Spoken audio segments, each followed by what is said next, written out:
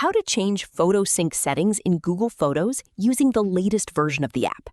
Adjusting these settings lets you decide when and how your photos are synced to your Google account, helping you manage both your storage and data usage. To get started, open the Google Photos app and tap your profile picture in the top right corner.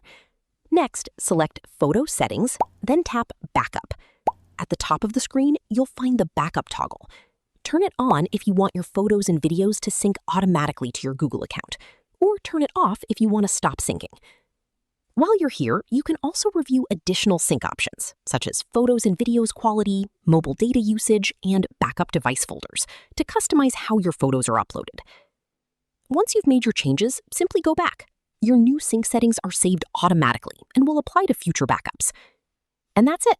That's how you can change photo sync settings in Google Photos and take full control of how your photos are backed up and synchronized. If you found this tutorial helpful, don't forget to leave a like, subscribe to the channel, and turn on notifications for more quick and easy Google Photos tutorials. Thanks for watching, and I'll see you in the next video.